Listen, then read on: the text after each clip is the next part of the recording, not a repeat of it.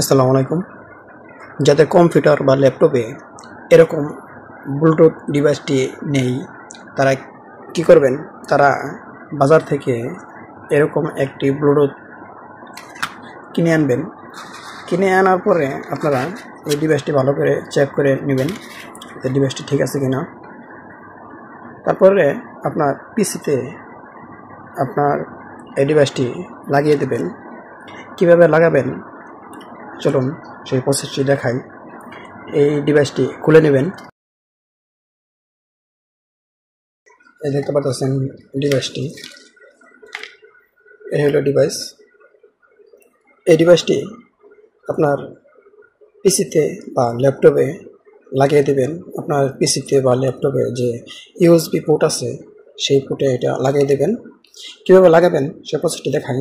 এর যে USB port এটা দেখতে পাচ্ছেন, এটা সুন্দর করে লাগিয়ে দেবেন। এর আগে আপনি দেখতে পারবেন এখানে দেখতে পাচ্ছেন আমার কিন্তু ব্লুটুথ অপশন নেই। এখন যদি আমি এই ডিভাইসটি লাগিয়ে দিই তাহলে কিন্তু ব্লুটুথ অপশনটি চলে আসবে। এরকম করে আপনারা লাগিয়ে দেবেন।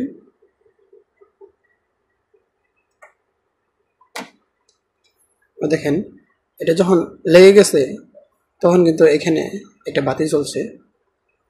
এখন যদি আমি কম্পিউটারে দেখাই, দেখেন আমার কিন্তু একটি ব্লুটুথ অপশন চলে আসছে। আপনাদের যাদের কম্পিউটার বা ল্যাপটপে ব্লুটুথ অপশন নেই তারা এরকমভাবে বাজার থেকে এরকম একটি ব্লুটুথ কিনে আনবেন। কিনে এনে আপনার কম্পিউটার বা ল্যাপটপে ইনস্টল করে নেবেন। ইনস্টল করা একদম সোজা। ওকে।